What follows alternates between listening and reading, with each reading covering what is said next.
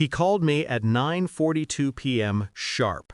His voice carried that entitled smirk I'd come to recognize. "We're on our way to you, old man. 20 of us. Prepare beds, towels, slippers, food. We'll be staying 3 weeks. We'll be there in 50 minutes." Then he laughed and hung up. I stared at the phone for a long moment. Then I smiled. A slow, deliberate kind of smile, the kind you wear when the game finally turns in your favor. 3 years ago, I trusted that man with my daughter's happiness.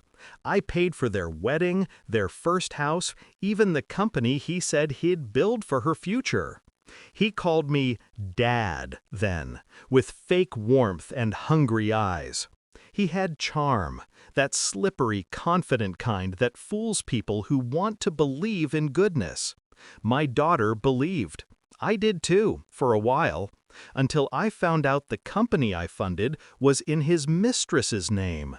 Until I learned the vacation home I gifted them was secretly listed for sale, under his account. Until I saw the way he spoke to my daughter when he thought I wasn't around. That night, when she came to my house in tears with bruises she refused to explain, I didn't argue, I just held her.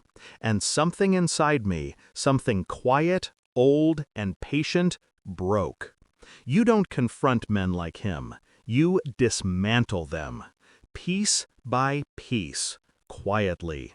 So I waited. I let him think he'd gotten away with everything. I played the fool. When he boasted about business deals, I nodded. When he lied to my face, I smiled. Then I started pulling threads.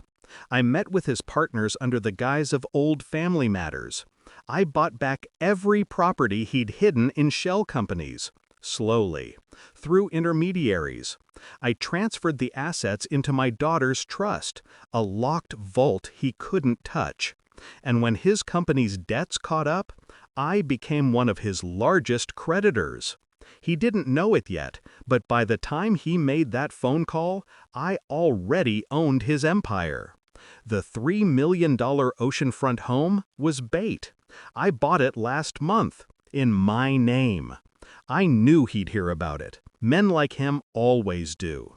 To him, that house wasn't mine. It was an opportunity, a chance to leech again. Prepare beds, towels, slippers, he'd said. 50 minutes.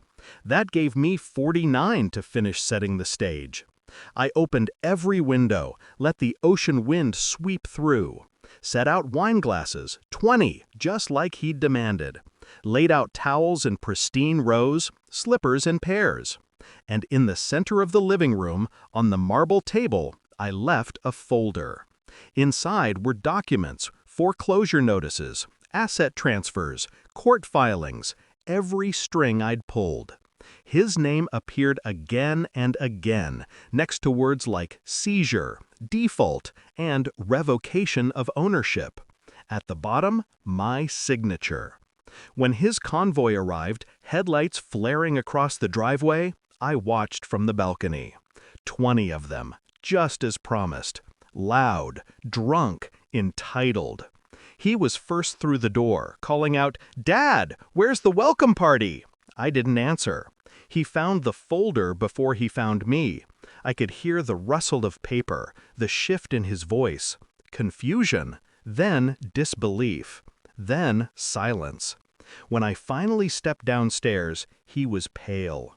The others had gone quiet, sensing something they couldn't yet name. He held up the papers.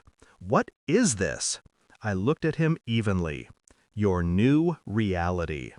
You can't do this. You don't have—" "I do," I cut him off. Calm, precise. "Everything you owned, everything you stole, everything you built on lies, it's gone. You just don't know it yet." He stared at me, trembling. The others shifted uneasily, watching the man who once bragged about controlling everything lose control completely. I poured a glass of wine. "You wanted to stay here 3 weeks," I said softly. "But I'm afraid your stay ends now. Security will escort you off the property." Outside, headlights turned red and blue. Private guards I'd hired an hour before he called. He tried to speak, but no words came. His wife, my daughter, stepped out from behind me. She hadn't said a word until then. "Dad showed me everything," she said, voice steady. "It's over." He looked at her, pleading, but she didn't even flinch. She walked past him, toward the door, and for the first time in years, I saw peace in her eyes. They drove away into the night, 20 shadows disappearing down the coastal road.